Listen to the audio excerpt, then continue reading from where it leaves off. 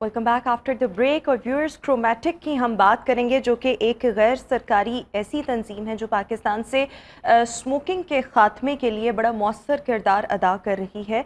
लेकिन अभी तक तंबाकू नोशी के ख़ात्मे के लिए क्या इनिशिएटिव्स लिए गए हैं और मज़ीद हुकूमती सतह पर क्या क्या इक़दाम करने की ज़रूरत है, इस पर अभी हम बात करेंगे। हमारे साथ CEO क्रोमैटिक शारिक खान साहब इस वक्त इस्लामाबाद से मौजूद हैं। शारिक साहब, बहुत शुक्रिया आपके वक्त का।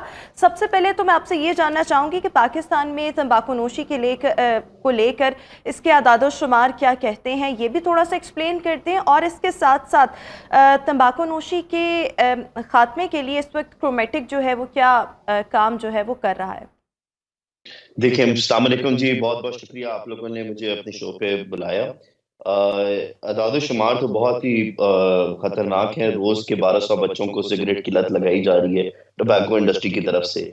और ये नंबर जो है 2009 में WHO ने रिलीज किया था। तो आप सोच सकते हैं कि आज 2023 के अंदर क्या नंबर पहुंच गया होगा। हालात डेफिनेटली बहुत बहुत खराब हैं। लेकिन अब हमें ये लगता है कि जो हमारी काविश थी, हमारी मेहनत थी, हम लोगों ने जो ट्राई की और जिसकी वजह से हमने इसकी प्राइसेस बढ़ाई हैं, उससे हमें लगता है कि ये नंबर कम होना शुरू हो गया है। क्योंकि FBR की लेटेस्ट रिपोर्ट के अंदर डेफिनेटली ये चीज का पता चलता है कि कंजम्पशन जो है वो 11% कम हुई है। तो उसकी वजह से हमें ये लगता है कि ये जो ओवरऑल सिनारियो है ये चेंज हो रहा है। अल्हम्दुलिल्लाह हमारी इन काविशों को देखते हुए पिछले ही हफ्ते हमें प्राइम मिनिस्टर ऑफ पाकिस्तान ने भी बुलाया था। माइकल ब्लूमबर्ग साहब ने एक लेटर लिखा था पाकिस्तानी गवर्नमेंट को कि जी आप लोगों ने इतनी जबरदस्त इनिशिएटिव लिया जो ग्लोबली रिकग्नाइज किया जाता है। तो वो प्राइम मिनिस्टर साहब के लेटर लिखा गया, प्राइम मिनिस्टर साहब ने हमें बुलाया, हमारे काम को सराहा और इस चीज को एक्सेप्ट किया कि हमारे यहाँ टोबैको इंडस्ट्री जो है वो बहुत बड़ा प्रॉब्लम है और इसको हमें आहिस्ता आहिस्ता खत्म करना है। एटलीस्ट बच्चों की पहुंच से दूर करना है, जैसे न्यूजीलैंड के अंदर हुआ था कि न्यूजीलैंड लेकिन शारिक साहब, मैं दोबारा आपसे ये सवाल थोड़ा सा रिपीट करना चाहूंगी कि अभी आपने किया क्या है क्रोमैटिक के तहत, आपकी जो तंजीम है इसके तहत क्या क्या इकदाम किए गए हैं और कितने अरसे में किए गए हैं। अच्छा, हम लोग क्रोमैटिक जो है वो कम्युनिकेशंस की ऑर्गेनाइजेशन है। हम लोग डिजिटल कम्युनिकेशंस और मीडिया कम्युनिकेशंस के थ्रू एडवोकेसी और लॉबिंग करते हैं। हम लोगों ने पिछले 4 साल के अंदर हम लोगों ने जो चीज की वो ये की कि हम लोग हर जो पॉलिटिशियन इससे रिलेटेड थे या पॉलिसी मेकर इससे रिलेटेड थे, हम उनसे एक ही रिक्वेस्ट करते रहे कि जी आप सिगरेट्स पे प्राइस बढ़ाएं।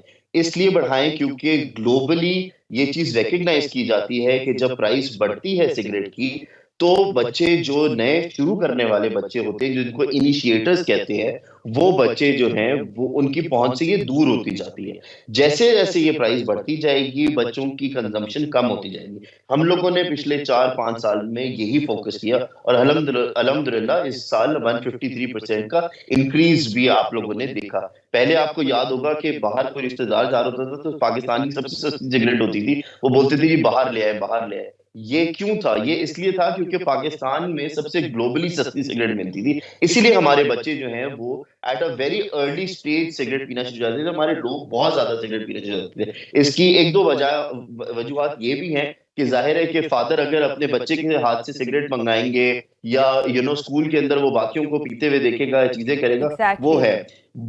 ये डेफिनेटली है। लेकिन उन सब चीजों के ऊपर अगर आप एक चीज देखें कि अगर एक बच्चा कोई चीज खरीद ही नहीं सक रहा और उसने अपने पेरेंट्स से वो पैसे लेने हैं उस चीज को खरीदने के लिए, चीजें करने के लिए, तो जाहिर है वो फिर झूठ नहीं बोलेगा, चोरी नहीं करेगा, इस तरह की कोई हरकत नहीं करेगा। क्योंकि जब हम जो इसके स्टेटिस्टिक्स है वो ये है कि एक बच्चा 10 साल, 12 साल, 10 साल और 15 साल की उम्र के अंदर सिगरेट पीना शुरू करता है। आपको पता है कि ये वो एजेस होती हैं जिसके अंदर ये पॉकेट मनी से ही इनके पास पैसे होते हैं। उस पॉकेट मनी के अंदर अगर इसके साथ साथ, क्योंकि आपने ये कुछ इनिशिएटिव्स जो थे वो आपने बताया भी, जिसमें ये मेजर अगर हम देखें तो वो ये है कि सिगरेट की कीमतों में इजाफा, लेकिन इसी के साथ साथ जो टोबैको इंडस्ट्री है उसकी जानिब से कहा गया है कि जैसे ही सिगरेट की कीमतों में इजाफा हुआ है उसके बाद से कुछ टैक्स चोरी और इसके साथ साथ जो गैर कानूनी सिगरेट है वो मार्केट में रेडिली अवेलेबल है। सो ऐसी कोई बात आपके जी नॉलेज में है, और अगर है सो बिल्कुल अब इससे नबूरदाजमा कैसे होना है? जी। तो ये आपका बिल्कुल सवाल बिल्कुल पर्टिनेंट है। ये चीज़ कही जाती है टोबैको इंडस्ट्री की तरफ से, लेकिन मैं आपको एक टेक्नीक बताता हूँ टोबैको इंडस्ट्री की। मैं पिछले 4 साल, 5 साल से जो इसमें काम कर रहा हूँ, इसके अंदर मैंने हर साल यही देखा है कि प्राइस बढ़े ना बढ़े, वो बजट के दौरान ये बोलना शुरू हो जाते हैं जी कि ये जो स्मगल्ड सिगरेट है, ये बहुत ज़्यादा रहने लग गई है, बहुत ज़्यादा रहने लग गई है। जो एफबीआर और जो रेवेन्यू और इस मिनिस्टर प्राइम मिनिस्टर साहब, इन सब की अपनी फिगर्स ऐसी हैं कि ये इतनी नहीं बढ़ी है, और जो बढ़ी भी है उसके ऊपर पाकिस्तानी गवर्नमेंट ने हमारी ही काविशों से, हमारी रिक्वेस्ट के थ्रू उन्होंने ट्रैक एंड ट्रेस सिस्टम लेकर आ रहे हैं कि अब हर सिगरेट के डब्बे के ऊपर एक क्यूआर कोड लगा करेगा, जो कि निकलते वक्त फैक्ट्री से या कहीं से भी वो स्कैन हो सकता है और ये पता चल सकता है कि ये सिगरेट जो है वो प्रॉपर यहाँ से मैन्युफैक्चर्ड पाकिस्तान से है, या ये स्मगल्ड है, या ये किसी और तरीके से आई हुई है। इस चीज के अंदर सबसे बड़ा फायदा ये हो रहा है कि अभी बहुत ज्यादा समझें कि 80 to 90% फैक्ट्रीज के अंदर already track and trace system लग गया है, और हमें खुद ये इल्म है इस बात का कि आपने पिछले 2 हफ्तों से ये न्यूज सुन रही होंगी कि बहुत ज्यादा क्रैकडाउन स्टार्ट हो गया है। ये जो स्मगल्ड सिगरेट है, कभी किसी जगह पे कोई पकड़े जा रही है, कभी कहीं पे पकड़ी जा रही है, तो ये क्रैकडाउन पाकिस्तान के अंदर अल्हम्दुलिल्लाह शुरू हो गया है। और इस ट्रैक एंड ट्रेस के थ्रू अब पाकिस्तानी कोई भी मोबाइल ऐप के थ्रू ये चेक कर सकता है कि ये सिगरेट स्मगल्ड है या ये। जैसी वो तस्वीर खींचेगा, वो एफबीआर के पोर्टल के अंदर जाएगा, उस खोके सिगरेट शॉप पे या जो जहां से भी खरीद रहा है उस पे रेड होगी और उसको सील कर दिया जाएगा। सो अल्हम्दुलिल्लाह we are moving in the right direction, and we are quite hopeful कि ये जो आपने प्रॉब्लम की बात करी है, ये नेक्स्ट ईयर तक बहुत ही कम हो चुका होगा। बिल्कुल ठीक। अच्छा शारिक साहब, क्योंकि आपने जिस तरह से अपनी कॉन्वर्सेशन के दौरान अभी मेंशन किया है कि आपकी प्राइम मिनिस्टर शहबाज शरीफ साहब से भी हालिया मुलाकात हुई है, और आप एक ऑब्वियसली तंजीम को लेकर चल रहे हैं, इसकी वजह से भी आपके नॉलेज में होगा कि हुकूमती सतह पर तंबाकू नोशी के खात्मे के लिए क्या क्या काम हो रहे हैं। सो एक तो आप अपनी पर्सनल कैपेसिटी में रहते हुए काम कर रहे हैं, लेकिन एक मैस लेवल पर, गवर्नमेंट के लेवल पर क्या क्या इनिशिएटिव्स जो हैं वो लिए गए हैं, और साथ साथ आपको क्या लगता है कि अगर कोई इनिशिएटिव्स लिए गए हैं, उनके तहत कोई काम हो रहा है, सो वो सेटिस्फैक्ट्री है सब? जो टोबैको इंडस्ट्री के लिए जो काम किए जा रहे हैं, वो ट्रैक एंड ट्रेस का सिस्टम जो है, ये बहुत बड़ा सिस्टम है। ये अरबों रुपए का प्रोजेक्ट है। ये हर आप समझें कि जहां से सिगरेट मैन्युफैक्चर होना है, उसके ऊपर एक बड़ा यूनिट लगना है जिसके ऊपर हाई स्पीड स्कैनिंग होनी है, उसने काउंट करना है, उसने सिगरेट के ऊपर वो ऊपर स्टैंपिंग करनी है, और ये सारा कुछ होना है। So that is a huge undertaking that the government has started. और मैं ये समझता हूँ कि ये चीज इतनी इंपॉर्टेंट है कि आपको इससे फायदा ये हो जाएगा कि आप ये भी फिर बाद में इवेंचुअली पता कर सकेंगे कि जी आपकी जो सिगरेट है, वो जो एक लॉ जिसके बारे में हम सबसे ज्यादा सुनते हैं कि स्कूल्स के 50 मीटर के अंदर आप सिगरेट नहीं बेच सकते। आप बच्चे जो है वो खुद ही हमारे लिए, हमें लगता है गवर्नमेंट के लिए ये एम्बेसडर्स बन जाएंगे। जैसे ही ये स्कैन क्या करेंगे, पता चल जाएगा लॉ एनफोर्समेंट एजेंसीज को कि जी ये कहाँ बिक रही है, ये बच्चों के पास तो नहीं बिक रही, ये कहीं उस तरह से नहीं हो रही। ये सारी जियो लोकेशन जो है वो मार्क हो जाएगी, और उसकी वजह से जो हम कल्प्रिट्स पकड़ना चाहते हैं वो पकड़ लेंगे। एक चीज गवर्नमेंट की सतह के ऊपर जो दूसरी चीज हो रही है वो ये है कि टबैको के ऊपर वो लोग बहुत ज्यादा इसलिए भी फोकस कर रहे हैं क्योंकि आपने पिछले बारी बजट वगैरह के अंदर देखा होगा कि जो इस बारी बजट आया है उसके अंदर टबैको पे कोई चेंज नहीं आया है। पहले कभी कभी इस तरह होता था कि टबैको इंडस्ट्री के ऊपर थोड़ी सी उनको छूट दी जाती थी, उनको रियायत दी जाती थी। इस बारी गवर्नमेंट जो है उसके ऊपर बहुत फोकस्ड है इस चीज के अंदर कि वो टबैको इंडस्ट्री को और टबैको के मेनेस को और टबैको की एपिडेमिक को, इसको उन्होंने क्रश करना है। और क्रश करने के लिए वजीर आजम शहबाज शरीफ ने हमें खुद कहा है कि वो इस चीज के अंदर बहुत सीरियस है, और उन्होंने ये भी हमें बताया कि टबैको के ऊपर प्राइस बढ़ाने का उनका सिर्फ ये वजह नहीं था कि टैक्स ज्यादा कलेक्शन हो। कहते हैं कि मुझे खुद एहसास है कि कितने बच्चे जो हैं वो इस सिगरेट की तरफ बढ़ते हैं at a very young stage, और उसकी वजह से हमारे मुल्क के अंदर जो हेल्थ कॉस्ट बर्डन है, जो कि 615 अरब का हेल्थ कॉस्ट बर्डन होता था, 2019 की फिगर है ये, बिल्कुल ठीक। कि अच्छा शारिक 615। साहब, क्योंकि हमारे पास वक्त की किल्लत है, मैं क्विकली आपसे जवाब चाहूंगी, बिल्कुल शॉर्ट आंसर। एक ये कि क्योंकि आप एक तंजीम के तहत और एक मिशन के तहत आप ये काम कर रहे हैं, जो ऑलरेडी सिगरेट की लत में मुब्तला लोग हैं और अगर वो इसको छोड़ना चाहते हैं, सो उनके लिए क्या क्या ऑप्शंस हो सकते हैं? किसी किस्म की कोई थेरेपी हो सकती है, निकोटिन थेरेपी, आप अपनी इस ऑर्गेनाइजेशन के तहत क्या क्या कर रहे हैं? और दूसरा ये कि इसके सद्देबाब के लिए या एक स्कूलों की सतह पर, कॉलेज की सतह पर किसी किस्म के कोई सेमिनार्स या किसी किस्म का कोई काम जो आप लोग कर रहे हैं, ताकि इस अंदाज में इसके हज़ार्ड्स जो हैं वो लोगों तक कम्युनिकेट किए जाएं, स्टूडेंट्स तक कम्युनिकेट किए जाएं, आम आवाम तक चले कम्युनिकेट किए जाएं कि वो इसको अवॉइड कर सकें। सो दोनों चीज़ों का क्विकली जवाब दे दीजिएगा। You have got like 40 seconds. ठीक है जी। स्कूल्स के लिए हम ये कर रहे हैं कि हमने एंटी टबैको स्कूल्स में क्लब बनाए हैं, जिसके एम्बेसडर जो है वो यूसुफ रजा गिलानी साहब है। हम लोगों ने तकरीबन कोई इस्लामाबाद के 40 प्लस स्कूल्स के अंदर ऑलरेडी एंटी टबैको क्लब्स बना लिए, जिसमें एम्बेसडर्स बच्चे होते हैं। वो ही बच्चे जो हैं वो हमें इंफॉर्मेशन भी देते हैं, अपने बच्चों को आगाह भी करते हैं और उनको मना भी करते हैं कि जी सिगरेट से आप जितना दूर रह सकते हैं आप उतना दूर रहें। जहां तक सिगरेट पीने शुरू करने वाले जो लोग ने शुरू कर चुके हैं और अब उस लत में मुब्तला है, उन लोगों के लिए हमारे पास सिर्फ यही है कि देखें जी, विल पावर बहुत जरूरी है, और हम गवर्नमेंट से ये भी कह रहे हैं डेफिनेटली कि जी इसका एक सिस्टम बनाएं। यहाँ पे सेसेशन क्लिनिक्स होने चाहिए पाकिस्तान के अंदर, और एक प्रॉपर लॉ के थ्रू ये निकोटीन थेरेपी जिसकी आप बात करिए, ये प्रॉपर लॉ के थ्रू होना चाहिए। ये ऐसी अवेलेबल नहीं होना चाहिए, क्योंकि ये निकोटीन प्रोडक्ट्स मार्केट में आपने देखा होगा कि निकोटीन पाउचेस और वेप्स के थ्रू बहुत ज्यादा फैल रहे हैं। ये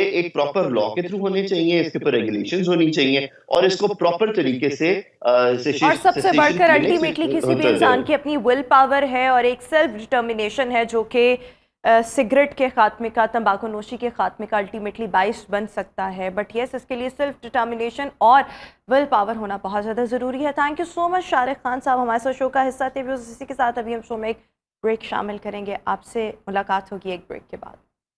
welcome back after the break. और व्यूअर्स, आप सबका आज का दिन कैसा गुजरेगा ये बताने के लिए tarot card reader Daud ji Daud इस वक्त हमारे साथ स्काइप पर मौजूद हैं। Thank you so much Dawood ji for joining us once again in good morning Lahore. So please let's start from Aries. सलाम तो करने दें। अस्सलाम वालेकुम। वक्त कम है हमारे पास, वक्त कम, मुकाबला सख्त। 5 मिनट में 12 स्टार करने हैं, इंशाल्लाह जरूर होंगे, टेंशन न लें आप। अच्छा जी, सबसे पहले एरीज का कैसा रहेगा जी, बुर्ज हमल वालों का आज का दिन कैसा रहेगा? तो टैरो कार्ड क्या कहते हैं, बुर्ज हमल वालों का आज का दिन कैसा रहेगा? तो जनाब बुर्ज हमल वाले आज का दिन बहुत जबरदस्त गुजारने वाले हैं। जितने राब्ते करेंगे उतना फायदा होगा, काम आएंगे। लेकिन एक काम जरूर करना है कि शाम के वक्त जो है कोई आपके इर्द गिर्द जो लोग हैं उनसे एहतियात करनी है, क्योंकि कोई आपको चीट कर सकता है। लेकिन आज का दिन बड़ा जबरदस्त है एरीज वालों का। टॉरस वालों का आज का दिन कैसा रहेगा जनाब? तो टैरो कार्ड क्या कहते हैं, टॉरस वालों का आज का दिन कैसा रहेगा? टॉरस वाले जो है आउट ऑफ सिटी कोई काम मिल सकता है, थोड़ा सा मायूस हो रहे हैं अपने कामों से मुतल्लिका, मगर नेगेटिविटी का शिकार ना हो। कामों से मुतल्लिका या चीजों से मुतल्लिका नेगेटिव हो सकते हैं, उदास हो सकते हैं। पानी के ऊपर औज़ुबिल्लाहि मिनश शैतानिर रजीम 10 मरतबा पढ़ के पी लें, नेगेटिविटी दूर हो जाएगी। जबरदस्त। Gemini quickly. जेमिनी वालों का आज का दिन कैसा रहेगा? जेमिनी वालों का आज का दिन कैसा रहेगा? तो जनाब जेमिनी वाले आज के दिन क्या करने जा रहे हैं? तो जेमिनी वाले कामों की जबरदस्त शुरुआत आज का दिन जेमिनी वालों के लिए जबरदस्त कामयाबियां लेकर आ रहा है। एग्रीमेंट साइन हो सकते हैं, कामों में मदद आ सकती है और नई शुरुआत। आज के दिन बहुत कुछ करने वाले हैं। रेड कलर का इस्तेमाल इनका आज के दिन जबरदस्त रहेगा। कैंसर वालों का आज का दिन जनाब कैसा रहेगा? कैंसर वालों का आज का दिन कैसा रहेगा? सूली पे लटकाया होता है आप लोगों ने। अच्छा जी, कैंसर वालों के कामों में जबरदस्त मदद है और चेंजिंग है और बहुत बड़ी तब्दीली है कैंसर वालों के। और कोई प्रॉपर्टी में अगर इन्वेस्टमेंट करना चाहें तो जरूर करें। ओवरऑल आज के दिन आपको कामयाबी मिल सकती है, कहीं आउट ऑफ सिटी जा सकते हैं, बहुत बड़े पॉजिटिव मामला होने वाले हैं। मगर पॉजिटिव मामला होने लगे हैं, बिल्कुल ठीक है। लियो का भी बता दें साथ ही। लियो वालों का आज रहेगा। लियो आज का दिन कैसा रहेगा? तो जनाब लियो वाले गाड़ी आहिस्ता चलाएं, पैसे किसी को बिल्कुल उधार ना दें और मदद आ सकती है। और लियो वाले आज नई शुरुआत करने वाले हैं, मामलात में जबरदस्त मदद है, बड़ा खुशगवार मूड रहेगा और हंस खेल कर गुजारा करेंगे। और अगर मजीद मदद चाहते हैं तो 60 रुपीज जो है वो राह अल्लाह खर्च करें आज। ये 60 रुपीस का क्या कॉन्सेप्ट है? सदका ये नहीं या concept- 60 ही देने हैं?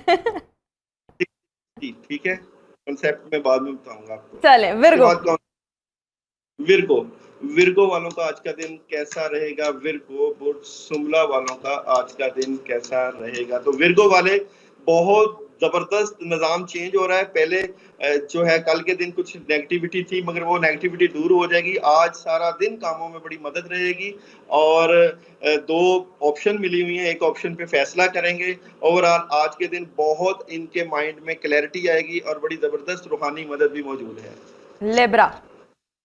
लिब्रा वालों का आज का दिन कैसा रहेगा? लिब्रा वालों का आज का दिन कैसा रहेगा? तो जनाब लिब्रा वाले आज बड़े पैगाम मिलने वाले हैं लिब्रा वालों के। और लिब्रा वाले अपने बुजुर्गों के पास बैठें, लिब्रा वाले पानी का ज्यादा इस्तेमाल करें। लिब्रा वाले आज जो भी काम करना चाहते हैं जरूर करें, क्योंकि आज किसी तरह की रुकावट भी नहीं है, रूहानी मदद भी है और आसानियां भी नजर आती हैं। टॉरस के अलावा आज अभी तक थोड़ा- सबका ही बेहतर है। बिल्कुल ठीक। स्कॉर्पियो। स्कॉर्पियो वालों का आज का दिन कैसा रहेगा? स्कॉर्पियो बुर्ज अकरब वालों का आज का दिन कैसा रहेगा? तो जनाब स्कॉर्पियो वालों को देख लेते हैं। स्कॉर्पियो वाले जो है, स्कॉर्पियो वाले एक तो ये है कि कामों से मुतल्लिक़ नेगेटिव हो सकते हैं, लेकिन ये नेगेटिविटी शाम के वक्त दूर हो जाएगी और मगरिब से लेके रात 10-11 बजे एहतियात करें। ओवरऑल आज के दिन में अपनी मोहब्बत से मुतल्लिक़, लव से मुतल्लिक़, कामों से मुतल्लिक़ हर तरह की मदद ले सकते हैं। And what about Sagittarius? Sagittarius वालों का आज का दिन कैसा गुजरेगा जनाब? तो सेजिटेरियस वालों का आज का दिन कैसा गुजरेगा? सेजिटेरियस वाले नेगेटिव हैं, किसी से लड़ाई झगड़ा नहीं करने, आज का इनका दिन खराब होने के काफी ज्यादा चांस मौजूद हैं। बहसो तकरार नहीं करनी, अपनी सेहत का ख्याल रखना है, काफी चीजें डिस्टर्ब हो सकती हैं। और आयतल कुर्सी पढ़े 21 दफा सेजिटेरियस वाले। कैप्रिकॉर्न, मेरा स्टार। कैप्रिकॉर्न कैसा गुजरेगा जनाब? कैप्रिकॉर्न बुर्ज शर्दी कैप्रिकॉर्न वालों का आज का दिन कैसा गुजरेगा? कैप्रिकॉर्न वाले जो हैं अपने मामलात को, पीछे वाले मामलात को देख के आगे के फैसले करेंगे आज के दिन के, हम कैसे जिंदगी गुजार रहे हैं और आगे मजीद क्या बेहतर करना है। और बड़े दो फैसले ये करने वाले थे, मगर एक फैसला तो जरूर इस आज के दिन करेंगे। बहुत मदद है, काम बहुत ज्यादा मौजूद है, जो चाहे कर सकते हैं, अल्लाह ताला की तरफ से कोई रुकावट मौजूद नहीं है। बस हमारे पास 30 सेकंड्स रह गए, इसमें एक्वेरियस और पाइसेस का भी बताना है। एक्वेरियस का बता दें। एक्वेरियस वालों का आज का दिन, एक्वेरियस आज का दिन कैसा रहेगा? तो एक्वेरियस वाले आज का दिन जबरदस्त मदद के साथ गुजारने वाले हैं और कामों में बड़ी आसानियां, मदद और कोई दोस्त मदद करेगा। आज कोई नेगेटिविटी नहीं है। Alright, and what about Pisces? Quickly. Pisces वालों का आज का दिन कैसा गुजरेगा? तो पाइसेस वाले जो है सारी पॉजिटिविटी है। पहला कार्ड आसानियां, कामों में मदद, दूसरा कार्ड 2-3 फैसले अल्लाह की तरफ से मदद, तीसरा कार्ड जस्टिस, बेहतर पोजीशन पर बैठेंगे और हालात में बहुत जबरदस्त मदद और रूहानी आसानियां नजर आती हैं। जबरदस्त। Thank you so much Dawood ji. Dawood, हमने आपकी भी दौड़ें लगवाई होती हैं, but thank you so much. आपने मुख्तलिफ सितारों का बताया के बारे में बताया कि आज का दिन सबका कैसा गुजरेगा। व्यूअर्स, इसी के साथ अभी हम शो में एक ब्रेक शामिल करेंगे। ब्रेक के बाद एक नए मौजू के साथ आपसे मुलाकात करेंगे। So stay with us and good morning.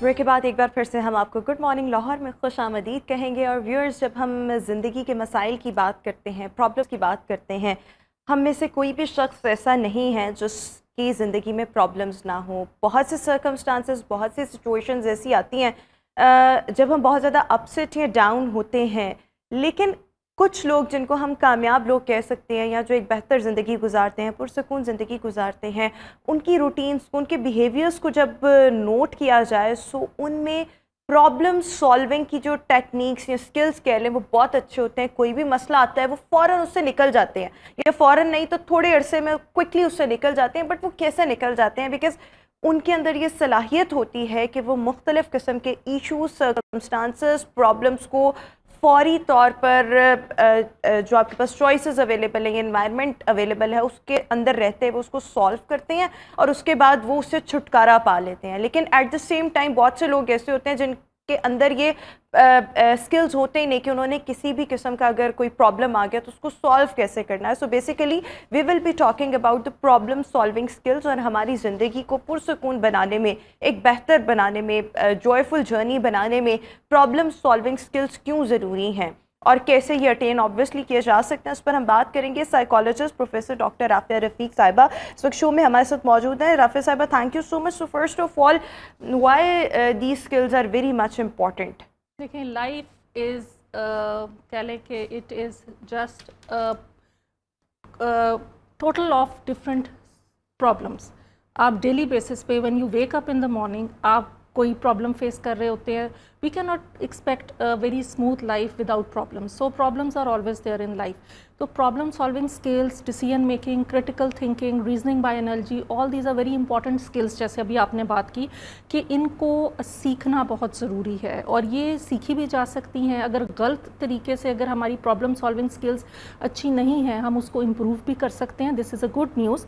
और अगर आपकी डिसीजन मेकिंग स्किल्स अच्छी नहीं है, आप उसको भी बेहतर बना सकते हैं, आप अपनी क्रिटिकल थिंकिंग को बेहतर बना सकते हैं। सो इट्स जस्ट कि आप किस तरीके से टैकल कर रहे हैं लाइफ के डिफरेंट इश्यूज़ को। अच्छा, जब हम प्रॉब्लम सॉल्विंग स्किल्स की बात करते हैं तो इसमें बेसिकली आता क्या क्या है और दूसरा ये कि हम ये लर्न कैसे कर सकते हैं? ओके, देखिए, प्रॉब्लम सॉल्विंग में ये होता है कि पहले you have to define the problem कि आपका मसला क्या है। कई दफ़ा लोग इसलिए नहीं किसी एंड नतीजे तक या डिसीजन तक पहुंचते क्योंकि वो अपने मसले के अंदर क्लियर ही नहीं होते।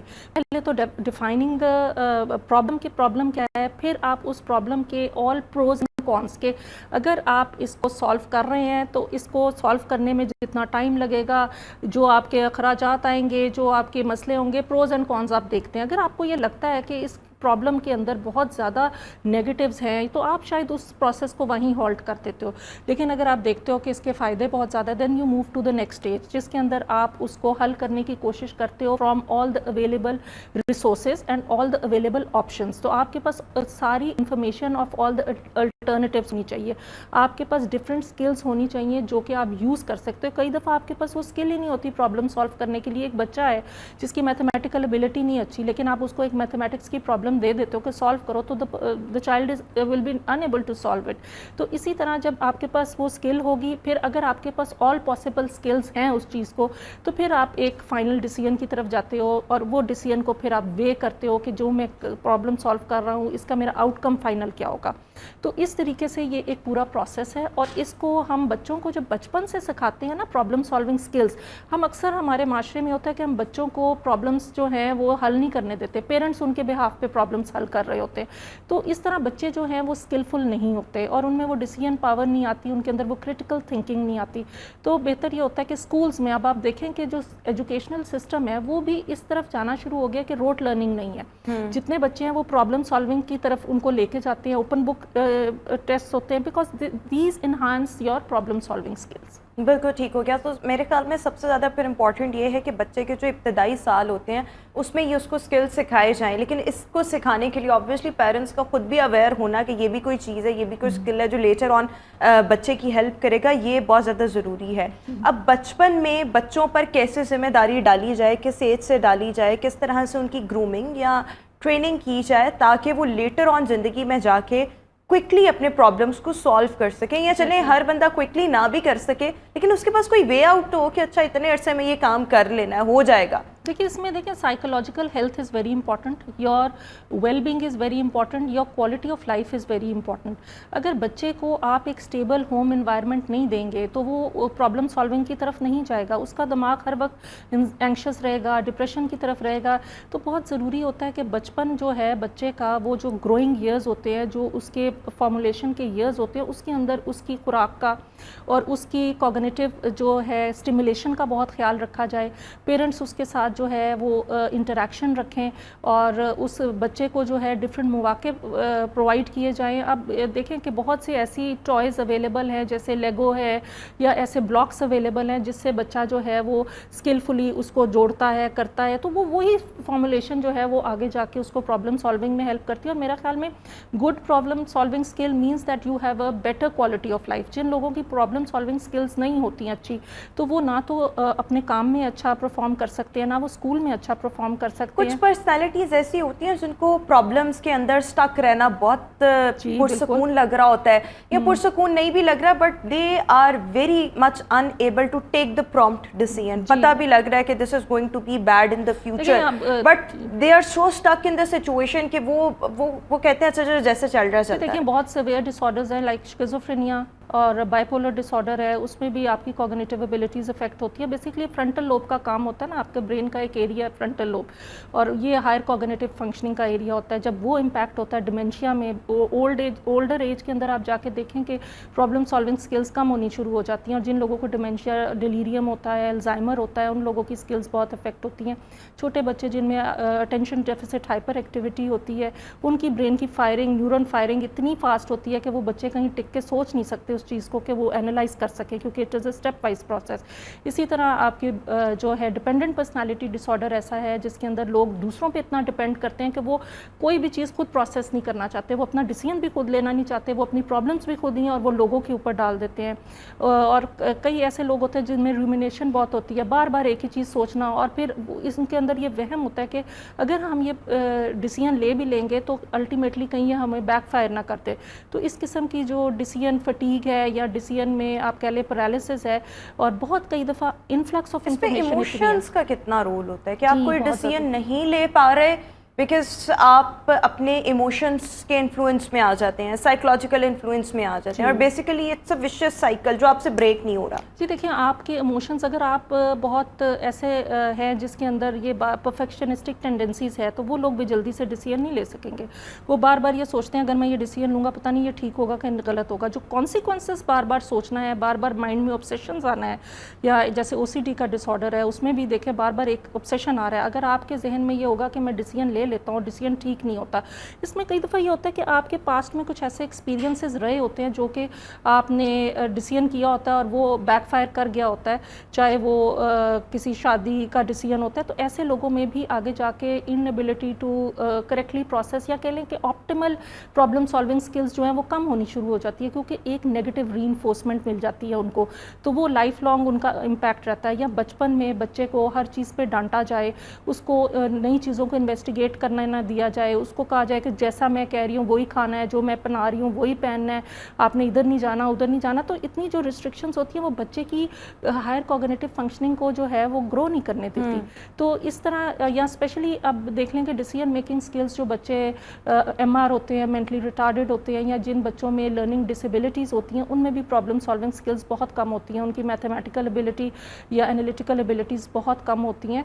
तो इसमें यह है कि हम उन्हें स्किलफुल कर सकते हैं डिपेंडिंग ऑन देयर IQ के किस तरह उनको ट्रेन किया जा सकता है। It is a skill. अच्छा, ऐसी हम पर्सनालिटीज़ को क्या कहेंगे कि उनके लिए एक प्रॉब्लम आई, एक situation I, but they keep on discussing with the people around, एक से किया दूसरे से किया, फिर सबकी ओपिनियंस को लेकर और फिर भी किसी डिसीजन पे ना पहुंचना, बिकॉज इतनी ज़्यादा इन्फॉर्मेशन या इतनी ज़्यादा ओपिनियंस आपके पास आ गई और हर एक की मुख्तलिफ राय है, लेकिन आप के दिल को तसल्ली भी नहीं होती जब तक आप 3, 4, 5 मशवरा तो एक से होता है या 2 से होता है। बेसिकली ये वी कॉल दिस टर्म कि it is a paralysis, decision paralysis, कि आप किसी डिसीजन पे नहीं रीच कर रहे, आपके पास इतनी इन्फ्लक्स ऑफ इंफॉर्मेशन है, इतनी आपका माइंड की जो है, एक साइकोलॉजिस्ट है जॉर्ज मिलर, उसने कहा था कि mind has limited capacity to intake information. जब आप इतनी ज़्यादा, और स्पेशली इस एज में जिसके अंदर आपके पास हर तरह की इन्फॉर्मेशन है, गलत सही, तो ऐसे लोग यूजुअली डिपेंडेंट पर्सनालिटी डिसऑर्डर का शिकार होते हैं। वो लोगों पे डिपेंड करते हैं कि लोग उनके बिहाफ पे डिसीजन ले, लेकिन वो again they are not very satisfied कि अगर कोई उनके बिहाफ पे डिसीजन,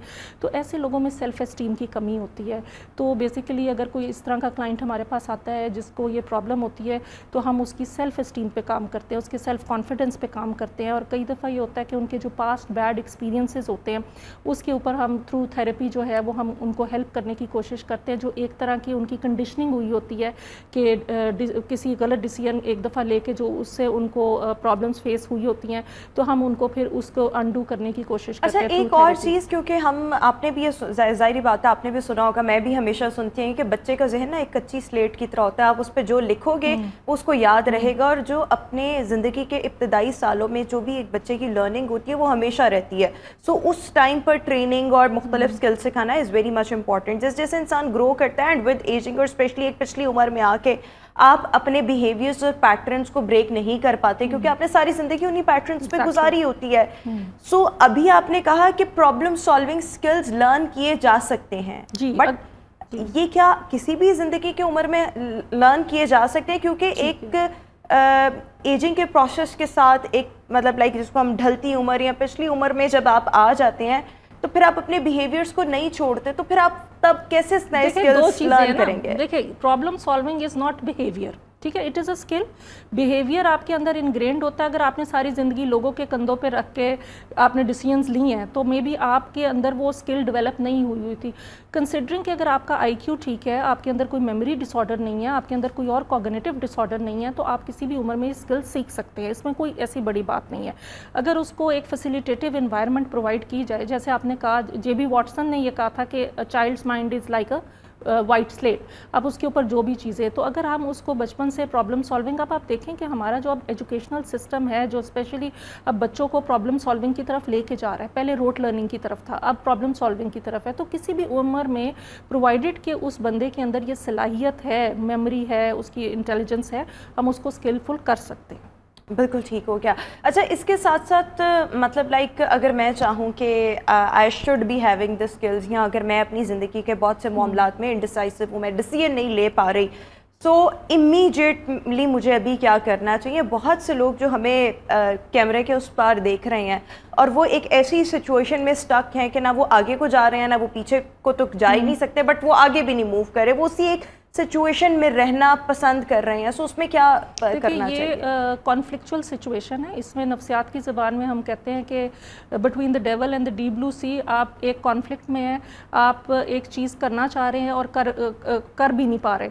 तो उसके अंदर बेस्ट पॉसिबल ये होता है कि एक टेक्निक बड़ी सिंपल सी एक ले पर्सन के लिए, रिफ्रेंटिंग, कि आप उस टेक्निक में आप डिसाइड करने के लिए आप लिखें कि उस अगर आप डिसीजन लेते हैं तो उसके क्या फ़ायदे हो सकते हैं और अगर आप वो डिसीजन नहीं लेते तो उसके क्या नुकसानात हो सकते हैं। तो जब आप इन दोनों को वे करते हैं, फ़ायदे और नुकसानात को, प्रोज एंड कॉन्स को, तो आप किसी ना किसी डिसीजन पे पहुंचते हैं। उसके अंदर हम एक सिंपल एक लाइन सेंटर में पेज के लगवा देते हैं और कहते हैं कि इसके फ़ायदे लिखें और इसके नुकसानात लिखें, और फिर रेट करें उसको 0 to 10 के ऊपर कि कितना इसका फ़ायदा है। 0 to 10 के स्केल के ऊपर आपकी सेल्फ परसेप्शन क्या है कि कितना फ़ायदा होगा, उस हिसाब से फिर वो एक प्रोसेस जब वो कंप्लीट और अगर आपके नुकसानात जो है वो 8 आ रहे हैं, फायदा चाहे एक भी ना हो, चले उसके अंदर फिर एक लेकिन आप फिर भी नहीं कर पा रहे, अगर नुकसानात ज़्यादा आ रहे हैं, हाँ, तब भी नहीं आप लेना चाह रहे, आप चाहते ही नहीं। ओके, सो दैट मीन्स कि that is a situation in which आपके वो बिहेवियर में, जब आप पहले भी बात की कि एक बंदे को पता है कि मैं स्मोकिंग करता हूँ तो उसके मुझे नुकसान आता है, आप उससे लिखवा लें फ़ायदे और नुकसानात तो ज़्यादा ही आएंगे उसके अंदर। और उसके अंदर ये होता है कि उस शख्स को जो है वो बिहेवियरली आपको मैनेज करना पड़ता है। ऐसी सिचुएशन में बिहेवियरल मैनेजमेंट टेक्निक्स यूज़ की जाती हैं और बिहेवियर को अनलर्न किया जा सकता है, लेकिन इट टेक्स मोर टाइम। तो उसके अंदर जो है कुछ थेरेपीज़ हैं जिसके थ्रू हम बिहेवियर और कॉग्निशंस को चेंज करते हैं। जैसे कॉग्निटिव बिहेवियर थेरेपी है जिसमें आपकी जैसे आप सोचते हैं वैसा ही आपके इमोशंस होते हैं और उसी तरह आप बिहेव करते हैं। ये हम इसको कॉग्निटिव ट्रायड कहते हैं। तो आपकी जब हम सोच बदलेंगे और आपके इमोशंस पे काम करेंगे तो ऑटोमेटिकली आपके बिहेवियर में चेंज आएगा, but it is a long term process. ये इतनी जल्दी आदत जो है, और वो भी अगर आप विलिंग हो कुछ करने के या सीखने के या किसी बिहेवियर को अनडू करने के लिए, विदाउट विलिंगनेस। और बहुत से अनफॉर्चुनेटली हमारे यहाँ पर लोग ऐसे हैं उनको पता ही नहीं होता कि दिस इज समथिंग और this is some sort of any disorder, वो इसको बस ऐसे निगलेक्ट कर रहे होते हैं, बट ये एक्चुअली में प्रॉब्लम होती है। और हमारे यहाँ पर तो अनफॉर्चुनेटली साइकोलॉजिकल इश्यूज को तो इश्यूज समझा ही नहीं जाता, या साइकेट्री के इश्यूज को भी उस तरह से इश्यूज समझा ही नहीं जाता। लेकिन डिप्रेशन ऐसी बीमारी है जो कि लोगों को अवेयरनेस अब हो गई है। लोग अक्सर कहते हैं, बच्चे भी कहते हैं आई एम डिप्रेस्ड। तो देखिए, डिप्रेशन में भी प्रॉब्लम सॉल्विंग बहुत इम्पैक्ट होती है, और क्योंकि आपकी जो अपनी कॉग्निशंस हैं वो बहुत ज़्यादा ब्लैक एंड वाइट हो जाती हैं, आप बहुत ज़्यादा पॉजिटिव चीज़ों को मिनिमाइज़ करना शुरू कर देते हो, नेगेटिव चीज़ों की अपनी लाइफ में बहुत मैक्सिमाइज़ करना शुरू कर देते हो, और आप एक ऐसी स्टेज, बर्नआउट की स्टेज पे आ जाते हो कि आप कोई भी प्रॉब्लम सॉल्विंग स्किल के अंदर आपको एनर्जी चाहिए ना, प्रॉब्लम सॉल्विंग स्किल। आप कोई एक पजल अगर बनाते हैं तो आपकी जो जिस्म में आपको ग्लूकोज लेवल, आपकी डिफरेंट न्यूट्रिएंट्स चाहिए होते हैं और ब्रेन को एनर्जी चाहिए होती है। तो जब तक ये एनर्जी नहीं होगी तो वो शख्स जो है वो प्रॉब्लम सॉल्विंग स्किल्स के तक नहीं जा सकता।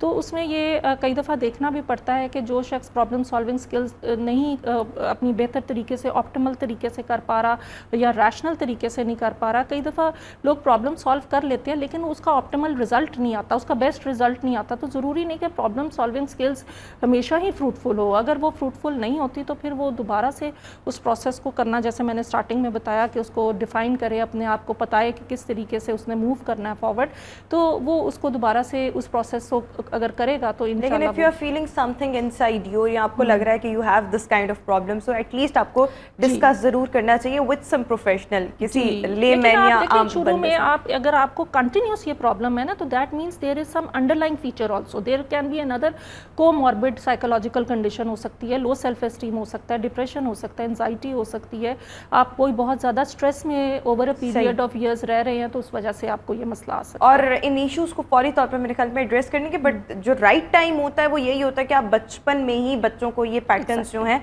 वो लर्न करवाएं, एटलीस्ट स्किल्स लर्न करवाने में उनकी ट्रेनिंग इस तरह से की जाए। Thank you so much professor doctor Rafia Rafiq हमारे साथ शो का हिस्सा थी। व्यूअर्स, इसी के साथ ही हमारा आज का शो अपने इख्तिताम को पहुंचा। इंशाल्लाह आपसे मुलाकात होगी अपने नेक्स्ट प्रोग्राम में। मुझे दीजिए इजाज़त, अल्लाह हाफ़िज़।